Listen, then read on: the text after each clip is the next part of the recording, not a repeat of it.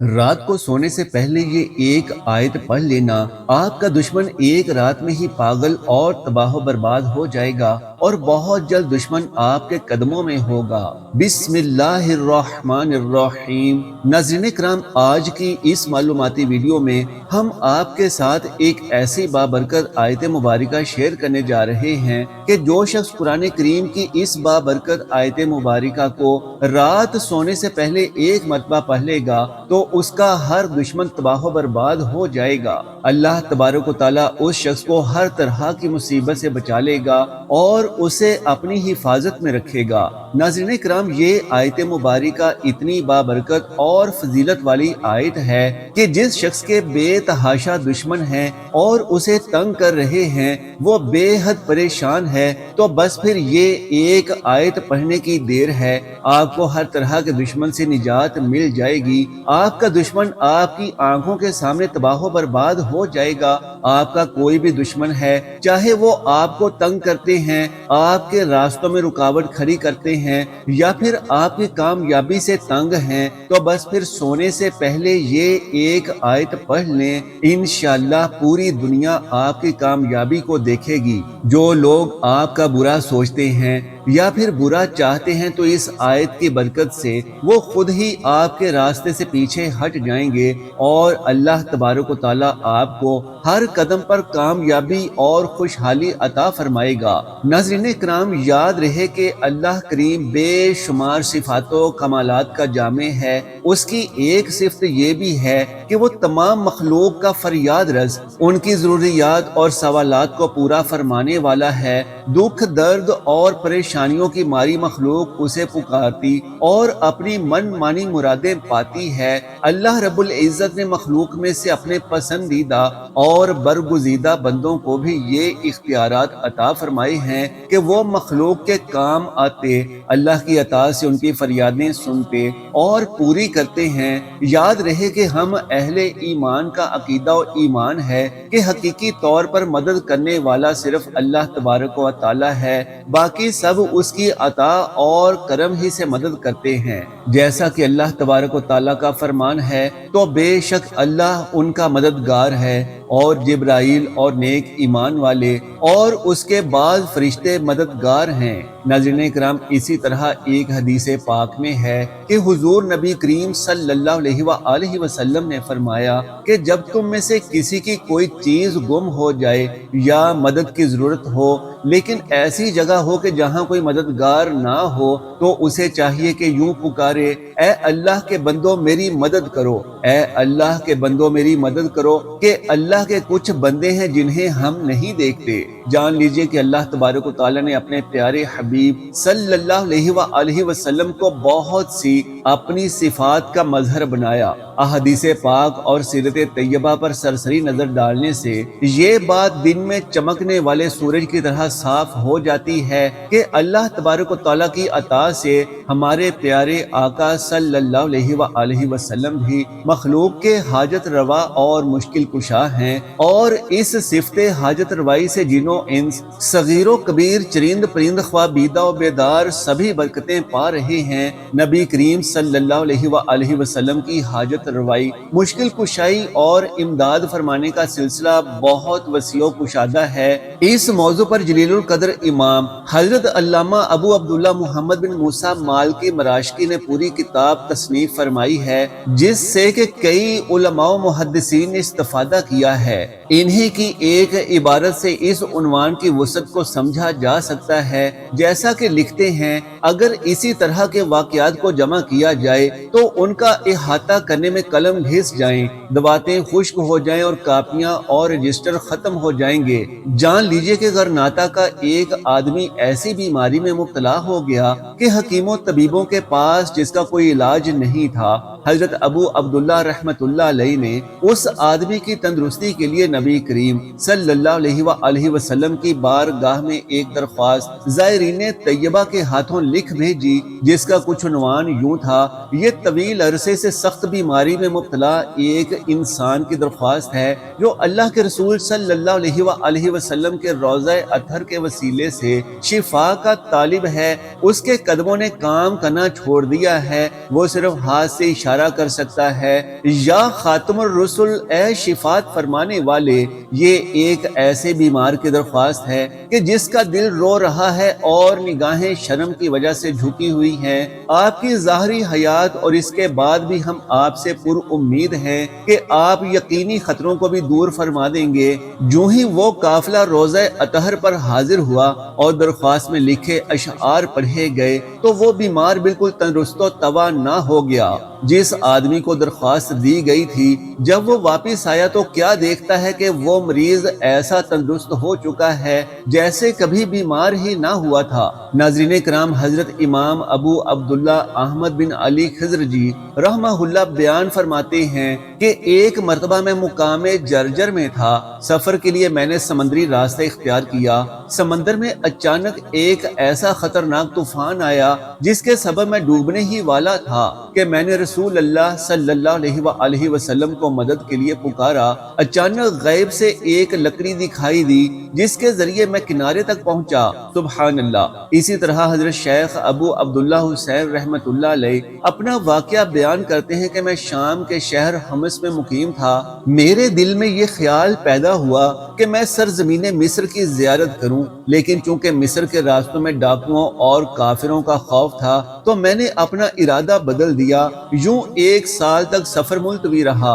ایک بار میں سو رہا تھا کہ میری قسمت جاگ اٹھی۔ میں نے رسول اللہ صلی اللہ علیہ وآلہ وسلم کی زیارت کی۔ عرض کیا، یا رسول اللہ صلی اللہ علیہ وآلہ وسلم، میں مصر جانا چاہتا ہوں جبکہ راستے میں مجھے ڈاکوؤں اور کافروں کا ڈر ہے۔ مجھے آپ کا تحفظ درکار ہے۔ فرمایا، تمہیں کس چیز کا ڈر ہے؟ میں نے دوبارہ اپنا ارادہ ظاہر کر کے کہا کہ مجھے آپ کا تحفظ چاہیے۔ پھر فرمایا، تمہیں کس چیز کا ڈر ہے؟ میں نے تیسری بار کہا کہ میرے دشمن بہت زیادہ ہیں۔ آپ صلی اللہ علیہ وآلہ وسلم نے فرمایا، تمہیں کس چیز کا خوف ہے؟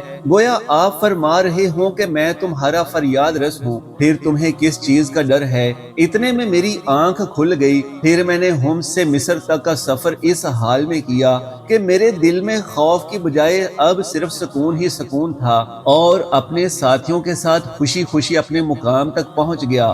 ناظرین کرام، شارح بخاری حضرت امام احمد بن محمد قسطلانی رحمت اللہ علیہ اپنا ایک واقعہ بیان کرتے ہیں کہ ایک دفعہ مجھے ایک ایسی بیماری لگی جس کے علاج سے تمام ڈاکٹروں نے جواب دے دیا۔ میں کئی سال تک اس مہلک بیماری میں مبتلا رہا۔ ایک بار میں مدینہ شریف حاضر ہوا اور بارگاہ رسالت میں شفا یاب ہونے کے لیے استغاثہ پیش کیا۔ اس دوران میری آنکھ لگ گئی۔ خواب میں ایک شخص آیا جس کے پاس کاغذ تھا، اس میں یہ عبارت لکھی ہوئی تھی، ھذا دواء داعی احمد بن القسطلانی من الحسرت الشریفۃ بعد الاذن الشریف، یعنی یہ دوا بارگاہ رسالت سے احمد بن قسطلانی کی بیماری کے لیے ہے۔ اذن کے بعد جب میں بیمار ہوا تو مجھے کوئی بیماری نہیں تھی، اللہ کی قسم میرا مرض ختم ہو چکا تھا۔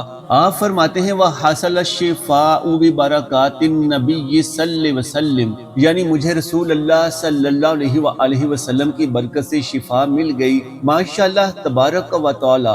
ناظرین کرام، جب رسول اللہ صلی اللہ علیہ وآلہ وسلم نے مکہ میں اسلام کی دعوت دی تو قریش نے شدید مخالفت کی۔ 13 سال تک آپ نے صبر و استقامت کے ساتھ دین حق کی تبلیغ فرمائی، مگر کفار کی دشمنی بڑھتی چلی گئی۔ جب صورتحال ناقابل برداشت ہو گئی تو اللہ تعالیٰ نے اپنے محبوب نبی صلی اللہ علیہ وآلہ وسلم کو مدینہ منورہ یعنی یثرب کی طرف ہجرت کرنے کا حکم دیا، جہاں کے لوگ انصار پہلے ہی اسلام قبول کر چکے تھے اور آپ صلی اللہ علیہ وآلہ وسلم کا پرجوش استقبال کرنا چاہتے تھے۔ قریش نے دارالندو میں خفیہ مشورہ کیا کہ محمد صلی اللہ علیہ وآلہ وسلم کو نعوذ باللہ قتل کر دینا چاہیے تاکہ اسلام کا چراغ بجھ جائے۔ ایک شیطان ابلیس بھی بوڑھے کی شکل میں اس مشورے میں شریک تھا۔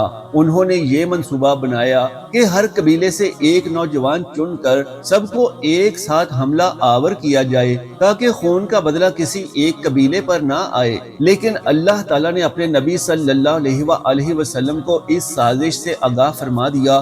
رسول اللہ صلی اللہ علیہ وآلہ وسلم نے حضرت علی رضی اللہ تعالیٰ عنہ سے فرمایا کہ تم میرے بستر پر سو جانا اور صبح قریش کی امانتیں ان کے حوالے کر دینا، اور حضرت علی رضی اللہ تعالیٰ عنہ نے بغیر خوف و خطر کے یہ ذمہ داری پوری کی۔ چنانچہ آپ صلی اللہ علیہ وآلہ وسلم رات کے وقت حضرت ابو بکر صدیق رضی اللہ عنہ کے گھر پہنچے تو دیکھا کہ حضرت ابو بکر صدیق رضی اللہ تعالیٰ عنہ پہلے سے ہی تیار تھے۔ آپ صلی اللہ علیہ وآلہ وسلم اور حضرت ابو بکر صدیق رضی اللہ تعالیٰ عنہ نے مکہ سے نکل کر جنوب کی طرف غار ثور کی راہ لی۔ جان لیجئے کہ یہ غار مکہ سے قریباً 5 کلومیٹر جنوب میں واقع ہے۔ آپ صلی اللہ علیہ وآلہ وسلم اور حضرت ابو بکر صدیق رضی اللہ تعالیٰ عنہ نے یہاں پر 3 دن اور 3 راتیں قیام کیا۔ حضرت ابو بکر صدیق رضی اللہ تعالیٰ عنہ کے بیٹے عبداللہ بن ابی بکر دن کو مکہ میں قریش کی خبریں سنتے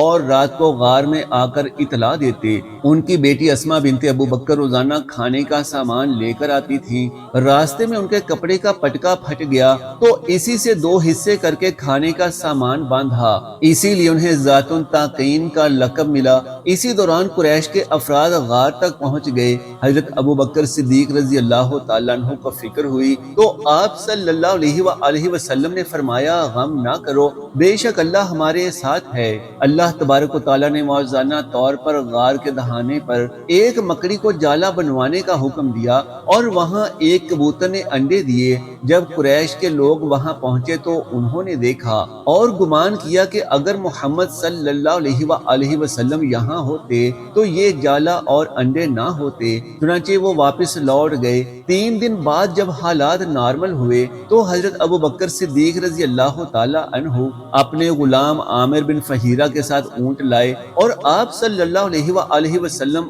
اور حضرت ابو بکر صدیق رضی اللہ تعالیٰ عنہ ہجرت کر کے مدینہ منورہ کی طرف روانہ ہو گئے۔ مدینہ کے لوگ آپ صلی اللہ علیہ وآلہ وسلم کا شدت سے انتظار کر رہے تھے۔ لوگ گھروں کی چھتوں پر چڑھ گئے، بچوں نے دف بجا کر نغمہ گایا۔ ناظرین اکرام، جان لیجئے کہ اللہ تبارک و تعالیٰ اپنے نبیوں اور بندوں کی حفاظت خود کرتا ہے۔ جو اللہ تبارک و تعالیٰ پر توکل اور ایمان رکھتا ہے تو اللہ تعالیٰ اس کا راستہ خود بناتا ہے۔ ناظرین اکرام، آج کی اس ویڈیو میں جو عمل ہم آپ کے ساتھ شیئر کرنے جا رہے ہیں یہ بڑا ہی طاقتور عمل ہے۔ جو بھی شخص رات کو سونے سے پہلے یہ آیت پڑھ لے گا تو اللہ تبارک و تعالیٰ اس کی تمام پریشانیاں، مصیبتیں اور مشکلیں ختم فرما دے گا اور اس کے لیے اپنے غیب کے دروازے کھول دے گا۔ جب بھی دشمن سے آپ تنگ آ گئے ہیں، جو روز روز آپ کو تنگ کرتا ہے، بلیک میل کرتا ہے اور آپ کے راستوں میں رکاوٹ بن رہا ہے، بندش بن رہا ہے، تو اس وظیفے کی برکت سے اللہ تبارک و تعالیٰ آپ کو اس دشمن سے نجات عطا فرمائے گا۔ جان لیجئے کہ قرآن کریم کی یہ آیت مبارکہ بہت ہی بابرکت آیت ہے۔ یہ آیت ہے تو بہت مختصر لیکن بہت ہی طاقت رکھنے والی آیت ہے۔ اب آپ کو اس بابرکت عمل کے بارے میں بھی بتاتے ہیں کہ جسے پڑھنے سے اللہ تبارک و تعالیٰ آپ کو ہر دشمن سے نجات عطا فرمائے گا۔ بس یہ وظیفہ کرنے کی دیر ہے اور آپ کا دشمن ایک ہی رات میں تباہ و برباد ہو جائے گا۔ جان لیجئے کہ آپ نے اس عمل کو باوضو ہو کر لینا ہے۔ جب آپ رات کے وقت سونے لگیں تو آپ نے سونے سے پہلے باوضو ہو کر مصلی پر بیٹھ جانا ہے اور سب سے پہلے آپ نے درود شریف پڑھ لینا ہے، اور درود آپ کوئی سا بھی پڑھ سکتے ہیں۔ کوشش کیجئے کہ نماز والا درود یعنی درود ابراہیمی پڑھ لیجئے، کیونکہ یہ درود سب سے افضل ترین درود پاک ہے۔ ایک مرتبہ ہمارے ساتھ بھی پڑھ لیجئے، اللہم صلی علی محمد وعلی آل محمد کما صلیت علی ابراہیم وعلی آل ابراہیم انک حمید مجید، اللہم بارک علی محمد وعلی آل محمد کما بارکت علی ابراہیم وعلی آل ابراہیم انک حمید مجید۔ جان لیجئے کہ آپ نے درود پاک کو 3 مرتبہ پڑھ لینے کے بعد تعوذ و تسمیہ پڑھ لینا ہے۔ جان لیجئے کہ جس بھی کام کا آغاز تعوذ و تسمیہ سے کیا جاتا ہے تو پھر اس میں شیطانی اثرات ختم ہو جاتے ہیں اور اللہ تبارک و تعالیٰ اس کام میں برکت ڈال دیتا ہے، اور جو کام اللہ تبارک و تعالیٰ کے نام سے شروع کیا جاتا ہے تو اس کام میں خیر ہوتی ہے، برکت ہوتی ہے اور اس کام میں سلامتی ہوتی ہے۔ ناظرین کرام، اب آپ نے باوضو ہو کر مصلی پر بیٹھ جانا ہے اور تعوذ و تسمیہ پڑھ لینی ہے۔ اس کے بعد آپ نے اپنے مقصد کو مد نظر رکھنا ہے۔ اپنے مقصد کو ذہن میں رکھتے ہوئے آپ نے اللہ کا یہ بابرکت اسم مبارکہ یا ودودو پڑھ لینا ہے۔ جان لیجئے کہ آپ نے اللہ تبارک و تعالیٰ کا یہ مبارک اسم یا ودودو کو 11 مرتبہ پڑھ لینا ہے۔ اب آپ نے دوسرے نمبر پر قرآن کریم کی یہ بابرکت آیت مبارکہ پڑھنی ہے۔ وہ آیت یہ ہے سُمٌّ بُکْمٌ عُمْیٌ فَہُمْ لَا یَرْجِعُونَ کو پڑھ لینا ہے۔ جان لیجئے کہ آپ نے اس آیت کو اپنے ہاتھ کی انگلیوں پر یا پھر تسبیح کے دانوں پر صرف اور صرف 21 مرتبہ پڑھ لینا ہے۔ ناظرین کرام، اس آیت مبارکہ کو پڑھ لینے کے بعد آپ نے تیسرے اور آخری نمبر پر یا قہارو یا جبار، جان لیجئے کہ یا قہارو یا جبارو کو آپ نے صرف 11 مرتبہ پڑھنا ہے۔ بس یہ عمل کرنے کی دیر ہے اور آپ کا ہر دشمن ہلاک ہو جائے گا۔ آپ کی ہر مراد، ہر دلی خواہش اللہ تبارک و تعالیٰ پوری فرما دے گا۔ آپ کا جو بھی دشمن آپ کو تنگ کر رہا ہے، آپ کے راستے کی رکاوٹ بن چکا ہے، تو اللہ تبارک و تعالیٰ اس سے آپ کو نجات عطا فرمائے گا۔ اللہ تبارک و تعالیٰ آپ کو اور آپ کی نسلوں کو آباد فرمائے گا۔ ناظرین کرام، جان لیجئے کہ یہ عمل کرنے کے بعد آپ نے اللہ تبارک و تعالیٰ سے رو رو کر اور گڑ گڑا کر دعا کرنی ہے۔ انشاءاللہ آپ جو بھی دعا اللہ تبارک و تعالیٰ سے کریں گے، اللہ تبارک و تعالیٰ اسے قبول و منظور فرمائے گا۔ اللہ تعالیٰ آپ کی ہر پریشانی، ٹینشن اور مشکل جس نے آپ کی نیندیں اڑا رکھی ہیں، اللہ تبارک و تعالیٰ اس سے آپ کو نجات عطا فرمائے گا اور آپ کے لیے رزق، دولت اور کامیابی کے دروازے کھول دے گا انشاءاللہ تبارک و تعالیٰ۔ اللہ تبارک و تعالیٰ سے دعا ہے کہ نیکی کی بات کو سننے، سمجھنے اور اس پر عمل کرنے کی طاقت و توفیق مرحمت فرمائے۔ میرا سنانا اور آپ کا سننا اپنی بارگاہ میں قبول و منظور فرمائے، آمین یا رب العالمین۔ ناظرین اکرام، آخر میں آپ سے درخواست ہے کہ ایک مرتبہ کمنٹ باکس میں اللہ کا ایک پیارا نام ضرور لکھیں۔ جزاک اللہ خیرا کثیرا۔ اللہ ہم سب کا حامی و ناصر ہو۔